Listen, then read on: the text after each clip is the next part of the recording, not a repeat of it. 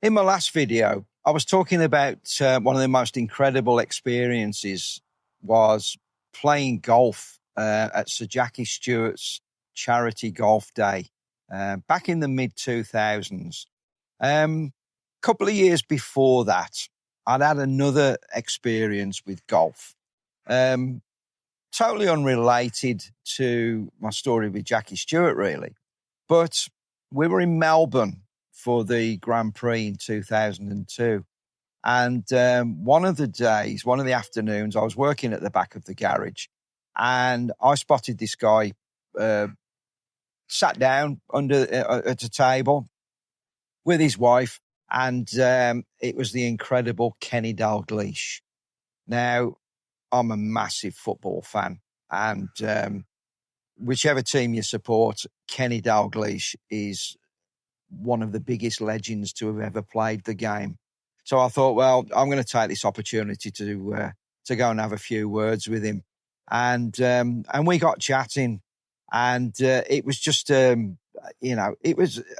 I talk about surreal experiences, but to talk to Kenny about football and about my team in particular, which is Birmingham City, was great. We were running the 2-seater Formula One car out there, and I'd suggested to Kenny that would he be up for having a passenger ride in the Formula One car? And he said, I don't know. He said, I don't think. He says, I'm here for the Grand Prix, but we were actually going to be running these passenger rides at a circuit or an airfield called Avalon. And this was going to be on the Monday and Tuesday after the Grand Prix. Well, Kenny said that he wasn't going to be around for that, which is a shame, because he said he would have loved to have got in the car, and it would have been fabulous experience for him to have had a ride in the Formula One car. But during the conversation, we got to talking golf, and obviously Kenny was a very, very useful golfer himself, and also one of his ex-Scotland teammates at Liverpool, Alan Hansen, was a brilliant golfer. And Kenny said to me, he said, thanks for asking me to get in the Formula One car. He says, sorry, I can't make it. He says, but how would you like to go to the Ryder Cup golf? And I said, what, really? And he said, yeah. He said, I know one or two people. And he said, when you get back to the UK, he said, let's see if we can fix something up. So Kenny gave me his phone number, and it's only in recent years I've actually deleted that number, because it was just a case of, I've got Kenny Dalglish's number on my phone.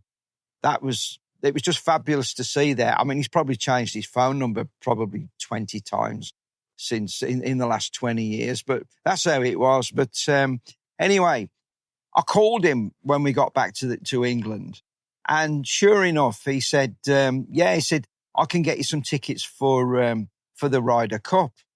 And he says, what day do you want to go?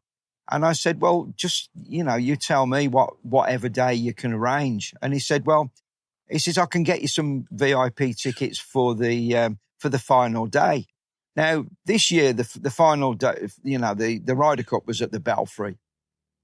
And, if you don't know, the Ryder Cup is the European team against the Americans. Happens every 2 years. And this was going to be one hell of an experience. So I turned up with a guy who I will talk about in another video, which is completely an unbelievable story. But that's for another video.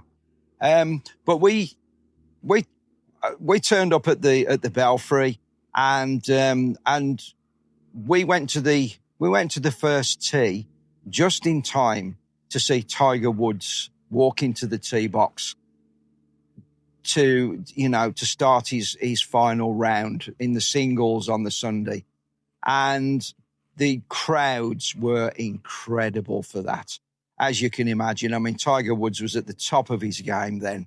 And and we were just around that sort of 20 deep throng of people waiting to see Tiger to tee off in this match.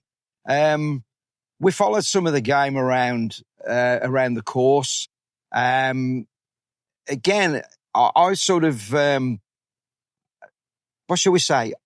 I wasn't a huge golf fan, but it was being there for the experience of a tournament like this. And in the end, right at the end of the match, I'm trying to think, was it Paul McGinley or somebody? I'm not going to look it up, but I'm just going to say now, when the Ryder Cup was won, the final shot on the final green, the 18th green at the Belfry, we were stood at the side of the green. And the roar that went up as the final putt went down was incredible. And as we sort of moved away from the celebrations on the green, I saw the European captain, Sam Torrance, walking towards me. And I thought, I've just got to, so I just gave him a high five. And it was an incredible day.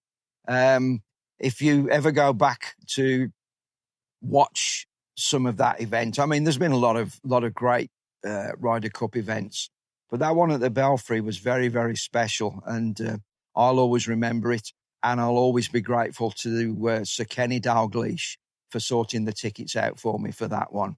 So this is Ed Taylor. I'm talking to you on No Team Orders. This is my channel talking about stories, nonsense, lots of things about my time in motorsport and beyond. Hope you enjoy it, and we'll see you for the next one.